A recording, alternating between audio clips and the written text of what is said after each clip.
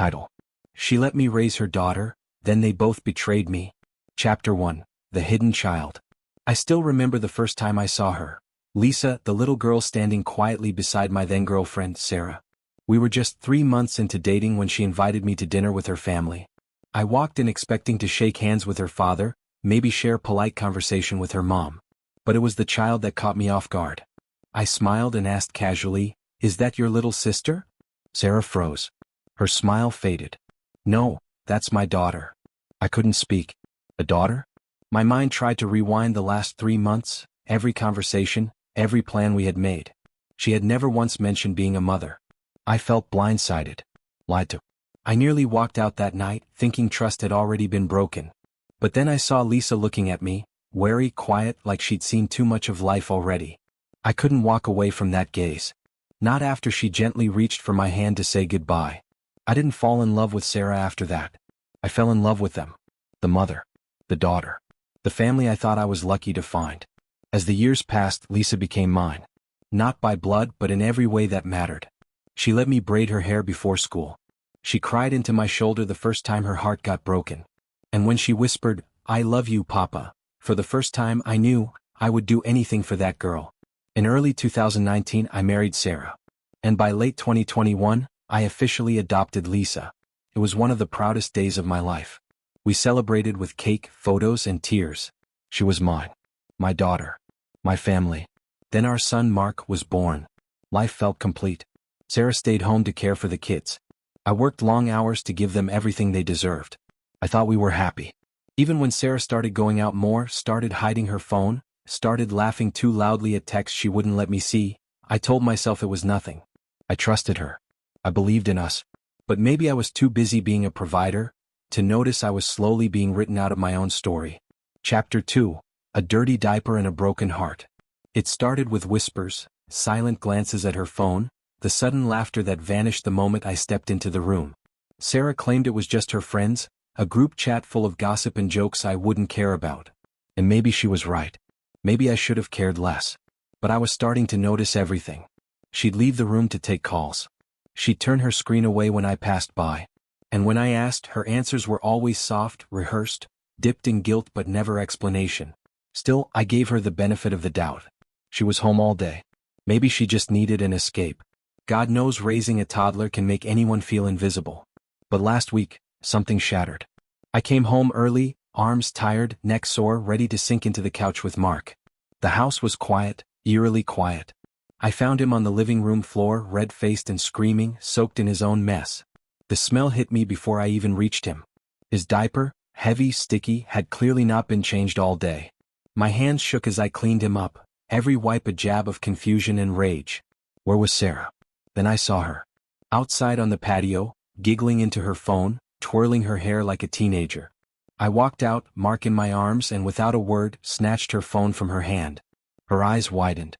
She tried to speak, but I had already turned away and locked the door behind me.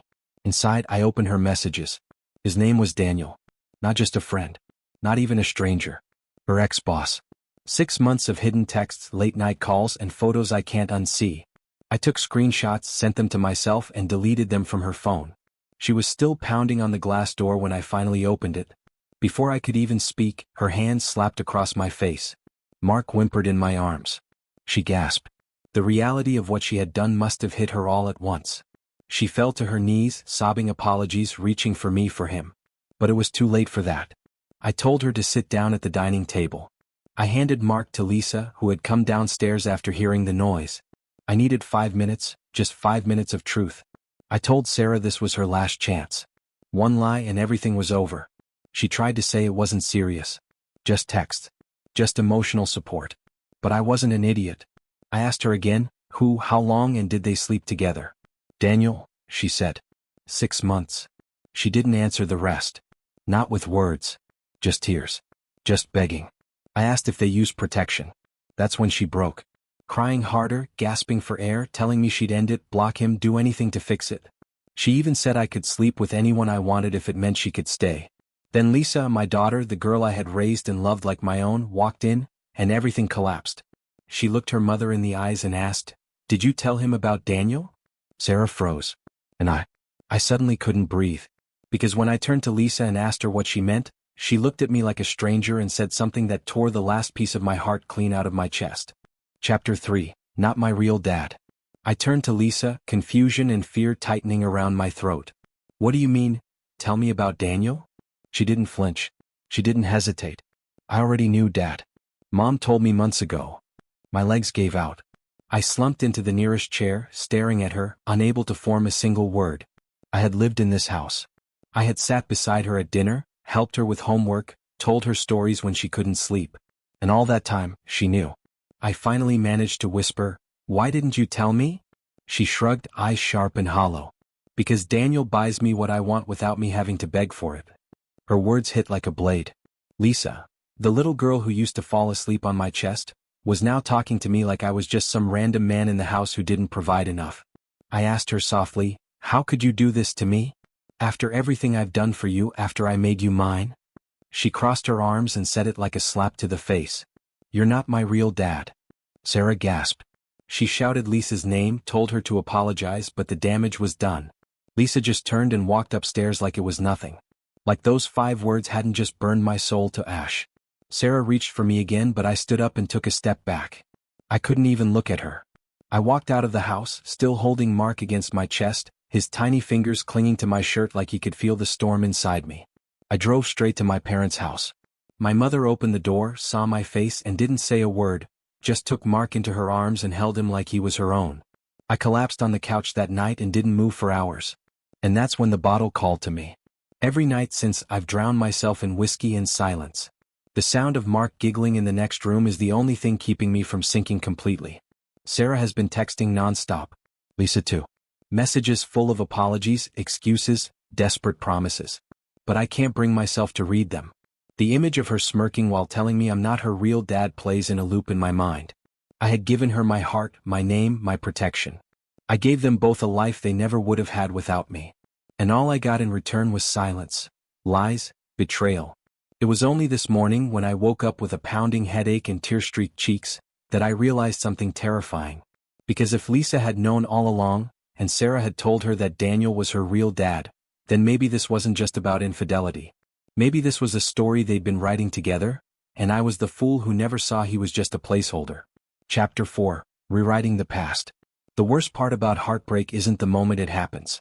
It's the silence that follows, the long empty stretches where your brain replays every memory and forces you to ask, was any of it ever real? That's where I was. Curled up on my parents' old couch, Mark asleep on my chest, his little breaths rising and falling against me. I hadn't replied to Sarah or Lisa in days. I couldn't.